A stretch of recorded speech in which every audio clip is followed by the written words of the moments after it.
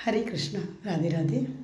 आज मैं एक छोटी सी स्टोरी लेके आई हूँ। स्टोरी कुछ इस तरह से है कि एक गांव में एक कंजूस सेठ रहते थे। कंजूस सेठ की बात ये थी कि वो इतने कंजूस थे कि जैसे कोई त्यौहार आता था, कुछ पर्व आता था, तो वो अपने बच्चों को नानी के घर भेज देते थे ताकि नाना जी का खर्चा हो। और उनका जो मुनीब था, जो उनके हिसाब किताब को देखता था, वो भी इनकी आदत को जानता था। बच्चे भी जानते थे। पता जैसे दिवाली आया, सेठ जी अपने बच्चों को नाना के घर भेज दिए। बच्चे पूछते थे, पिताजी नाना के घर जाना है? हाँ हाँ, नाना के घर जाना है, बिल्कुल जाना है, जाओ वहाँ एंजॉय करो। तुम्हें पता है मैं तो पटाखा लाता नहीं हूँ, दिवाली है, कलर खेलना है, नाना के घर जाओ, वहाँ एंजॉय करो, मैं तो मंगाता नहीं हूँ। ऐसा करके बच्चों को दिखाता। एक बार की बात थी कि उनका पूरा परिवार मैके गया, मतलब नाना के घर चला गया। बीवी भी चली गई, बच्चे भी चले गए। और फिर क्या हुआ कि उनका जो मतलब मुनीब था, उन्होंने बोला कि सेठ जी, इस महीने में हम लोगों ने कम खर्चे किए हैं, मतलब 1200 रुपये ही पड़ा। पूरा हिसाब रखता था वो, 1200 रुपये पड़ा, तो हम लोग अगर चाहें आप कहिए तो हम लोग खीर बना लेते हैं। सेठ जी बोले हाँ हाँ बिल्कुल, बना लो खीर अच्छी से बढ़िया से। तो खूब सारा ड्राई फ्रूट, शक्कर, बढ़िया अच्छा रबड़ी वाला दूध का बढ़िया बहुत अच्छा खीर बनाया। तो उस दिन पूर्णिमा था, शरद पूर्णिमा था। तो उन्होंने क्या किया कि शरद पूर्णिमा के दिन उसको बोला कि इसको हम लोग ऐसे नहीं खा सकते हैं, इसको क्या करते हैं हम लोग छीके पर रख देते हैं, कल जब इसमें अमृत वर्षा हो जाएगी तब इसको हम लोग खाएंगे। तो वो सेठ जी सोचने लगे कि इसको पूरा मैं खाने नहीं दूंगा, मैं यही पूरा खाऊंगा, क्योंकि पैसा मेरा, सामान मेरा, तो फिर मैं इसको क्यों खाने दूँ। उन्होंने एक जुगाड़ लगाया कि जो कल के दिन सबसे अच्छा सपना देखेगा वो जो है कि इसका खीर खाएगा मटके का। ठीक है, मुनीब और उन्होंने फाइनल कर लिया। अब उसके बाद क्या हुआ कि वो बोले ठीक है। अब रात में मटकी को उन्होंने छीके पे रख दिया। और अब जो मुनीब था वो जुगाड़ लगाया कि मुझे भी खीर खानी है, क्योंकि सेठ जी बहुत कंजूस हैं। तो उन्होंने क्या किया कि रात में ही उठ के खीर खाई, अच्छे से चाटी, उसके बाद मटकी को धो के उसी जगह रख दिया।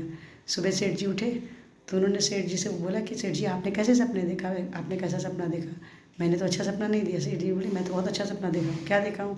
मैंने देखा कि इंद्रदेव के यहाँ मुझे इंद्रदेव आए थे, ले गए, और बहुत सारी मतलब रानियाँ थी, इंद्रपरियाँ थी, सब डांस कर रहे थे, एंजॉय कर रहे थे, मुझे अच्छे अच्छे पकवान खिला रहे थे, बहुत मज़ा आया। तो वो बोलता है कि अरे सेठ जी, पर मैं तो बहुत बेकार सपना देखा हूँ, अब तो मैं नहीं खा सकता हूँ। तो बोलते क्या सपना देखे? बोलते मैंने सपने में ये देखा कि यमराज आए थे, यमराज आए, उन्होंने मुझे खीर आए, उनके 2 पार्षद भी आए, उन्होंने कहा कि खीर खाओ। अब खीर खाओ, खीर बोल दिया, मेरे को खीर खानी थी, मैं खीर कैसे खाता? तो वो घोड़े लेके खड़े थे कि अगर नहीं खाओगे तो तुमको मारूंगा।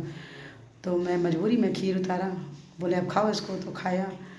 तो बोलते हैं कि फिर, तो बोलते हैं फिर उसके बाद उसको चाटो, तुम नहीं तो मारूंगा। तो फिर मैं इसको चाटा भी। फिर क्या, फिर इसको धो धो के इसको ऊपर टंगाओ छीके में, मैंने धो के टकाया। तो बोलते हैं तो अच्छा तुम्हारा ये पूरा सपना था, चलो कोई बात नहीं, तो मैं ही खीर खाऊंगा, जाओ खीर लेके आओ। तो वो खीर लेने के लिए गया, उनका जो मुनीब था मटकी लेके आया। बोलता है महाराज सेठ जी, ये तो खीर इसमें नहीं है। बोलते खीर नहीं है? बोलते मैंने सपने में देखा था, आपको बताया ना। तो लगता है वो सपना हकीकत में सपना था, यमराज मेरे पास हकीकत में आए थे। तो बोले तो तुमने मुझे बताया क्यों नहीं? बताया होता तो मैं, तो बोलता है महाराज मैं आपको कैसे बताता सेठ जी, क्योंकि आप तो इंद्रदेव की सभा में तो बढ़िया आप इंजॉय कर रहे थे, मैं आपको कैसे बताता, ये तो सब यम के दूत थे। तो उनकी कंजूसी की तो हद हो गई। लेकिन उनका जो मुनीब था उनसे भी चतुर निकला।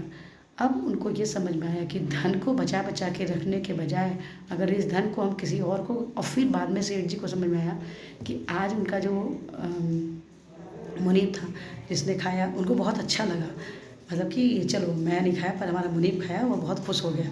उसकी खुशी देख के सेठ जी को बहुत अच्छा लगा। उन्होंने कहा कि आज मुनीब जी, मैं आपके चक्कर में मुझे इतना अच्छा फील हो रहा है कि मैं इस चीज़ को कभी नहीं भूल सकता हूँ, और ये चीज़ मुझे समझ में आ गया। इसलिए कृष्णा कहते हैं जो धन हमारे पास है, उस धन को अगर हम किसी ज़रूरतमंद को अगर हम देते हैं, उसका हेल्प करते हैं, तो हमारे धन की शुद्धता होती है। हम और देने, किसी को खिलाने के बाद या किसी का हेल्प करने के बाद हमें बहुत मज़ा भी आता है। इसलिए हमेशा हमेशा लोगों की मदद करते रहना चाहिए। ये हमारी छोटी सी स्टोरी रही। आपको कैसा लगा? अगर अच्छा लगा हो तो लाइक कीजिए, शेयर कीजिए, सब्सक्राइब कीजिए, और अपना हमेशा कृपा बनाए रखिए। और हाँ, एक बार हमारे इस वीडियो के बाद अगर कोई इस वीडियो को देखा है तो वो हमारे श्री आचार्य जो हैं श्रील प्रभुपाद ने हमें 16 माला जप करने के लिए बोला है। हरे कृष्ण महामंत्र वो इस तरह से हरे कृष्ण कृष्ण कृष्ण हरे हरे, हरे राम राम राम हरे हरे। ये हरे कृष्ण महामंत्र अगर हम जप करते हैं तो हम कृष्णा के सबसे प्रिय बच्चे बन जाते हैं और कृष्णा हमको अपने बिल्कुल नज़दीक रखते हैं, अपने हृदय के पास रखते हैं और हमारी हमेशा हेल्प करते हैं। हमारे जीवन में आने वाला जो भी कठिनाई होती है उसको दूर करते हैं। हमारे श्रील प्रभुपाद ने बोला है इस मंत्र को करने के लिए अगर आप एक मंत्र कीजिए, अगर आपको अच्छा लगता है 2 से 4, 4 से 8, 8 से 16 माला का जप कीजिए और कृष्णा के सबसे प्रिय बच्चे बनिए। कृष्णा आपके जीवन की सारी कठिनाइयों को दूर कर देते हैं। लेकिन हम तो आपसे कहेंगे कि पहले आप एक माला जप कीजिए, आपको अगर अच्छा लगता है तो अपनी माला बढ़ाते जाइए और कृष्णा की गुरु की कृपा प्राप्त कीजिए। हरे कृष्णा, राधे राधे।